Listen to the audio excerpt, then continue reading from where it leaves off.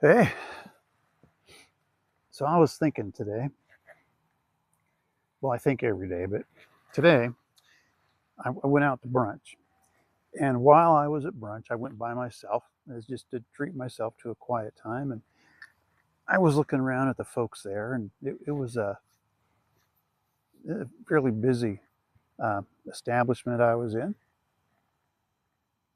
And we live in a college town. So there's a lot of college students were there, and this is the end of the first week of the new school year. And I was looking at these guys and girls, and there were several groups. And then I noticed there were several tables where these young people were sitting by themselves. And I was thinking back to when I first went to college and that first couple of weeks. Yeah, I know that was a really long time ago.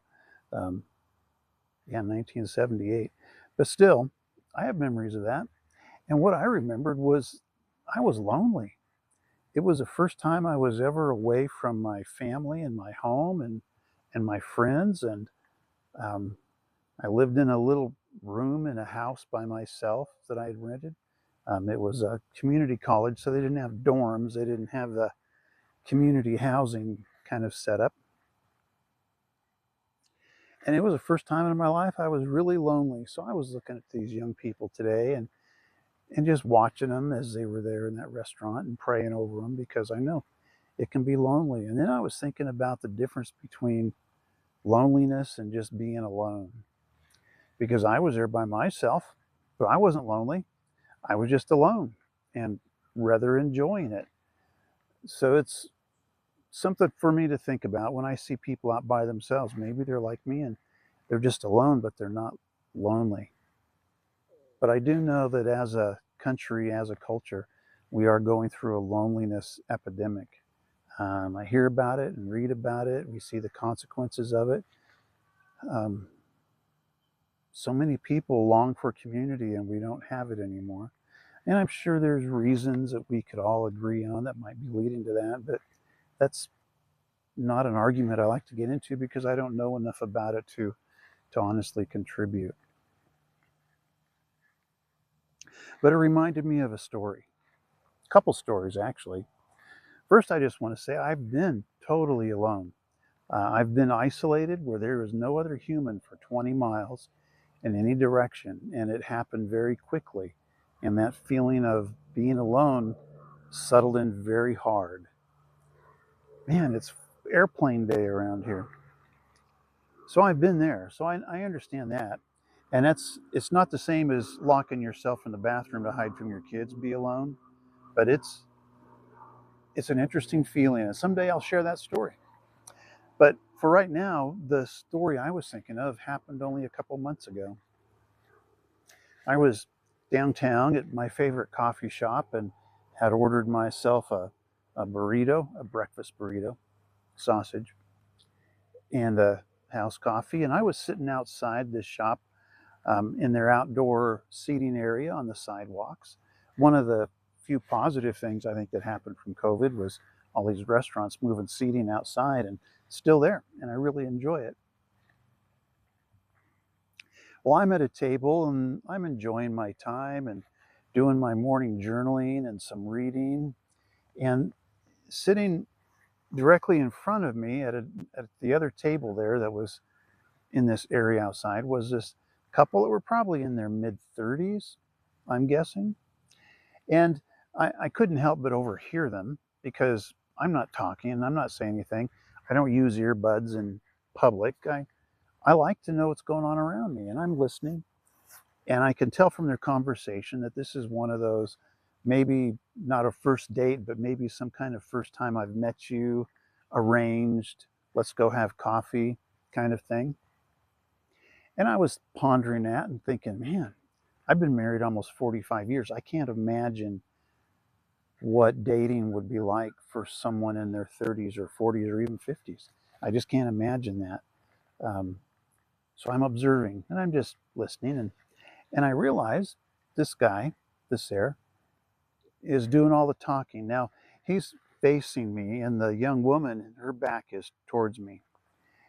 And So I'm journaling, and I can't help but hear, because my brain just works that way. I can't just do one thing at a time. And he's talking about all kinds of stuff and all about himself and what he does. And then this young woman mentioned something, and I think it was about his mother. And he starts talking about his mother and what she does and how she trained him to do all this stuff. And then I think she asked something. Oh, is are your parents still alive or something? He goes, oh, and he goes into the story about himself again. And it's probably 30 plus minutes, maybe 45 minutes I'm there, because I know I went in and warmed up my coffee. And I realized suddenly that this guy has not asked this young woman a single thing about herself. She has sat there and listened to him ramble for probably an hour. They were there when I got there. And I'm thinking to myself, buddy, you haven't asked her anything. There's a part of me that wanted to get up and just walk by and tap him on the shoulder and say, hey, ask her something about herself.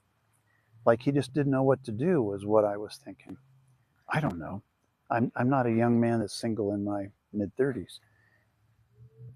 And that was what my inner voice was telling me to do. But then my other half of my brain, that's practical and public, says, no, you don't do that. But I was right. He needed to talk to her. He needed to ask her about herself. So I'm journaling, and I'm enjoying my coffee, and they get up to leave. I think she finally says, well, I got to go, or something like that. Now, I hadn't seen this young woman's face the whole time. All I'd seen is the back of her head, and she was quietly sitting there. Um, I did my normal observational stuff. I could tell from the shoes she was wearing that she probably works in a medical field, is my guess. Um, that's just one of those things. Now, so they get up to leave. And I'm thinking, how sad. I think, do, do people just not know how to talk to each other anymore? Do we not know how to have conversations? Are these generations losing that ability? Which I've studied since then and found out, yeah, that social media hasn't helped much with that. So I was pondering these things at that time, and I watched them get up, and they had to go out through a fenced area, and they went out to garbage cans, trash containers, whatever, to drop their stuff off out there on the corner of the sidewalk. And I watch them, and they say goodbye and they shake hands, and he goes one direction and she turns and she's walking down the sidewalk towards me. And as I look up at her, I realize she has tears running down her cheek. And that's when the papa, or the dad with daughters in me, man, I was pissed off. I wanted to run that guy down and tell him how much of a jerk he was, and that he had really hurt this woman. And then the other side of me said, no, you want to do that, but you can't.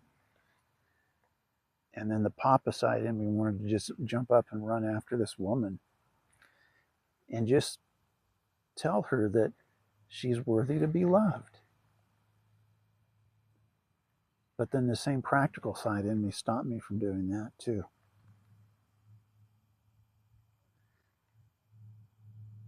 I can't help but wonder how badly I failed that day. I think there's times when God speaks to us and gives us opportunity, like doing something as simple as that, and we talk ourselves out of it.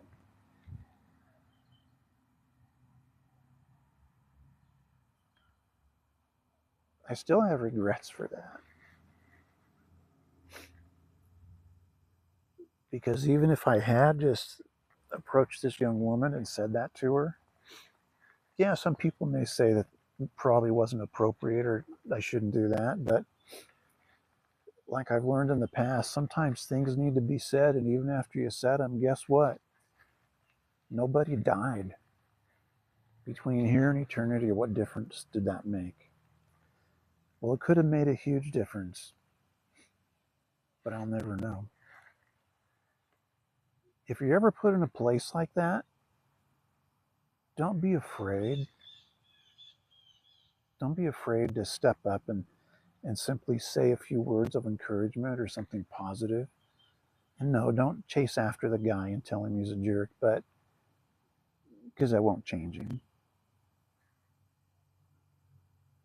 But if we can do something positive for someone and you feel God's leading you to just speak a few words, just do it, because it may be years again before that kind of opportunity comes back.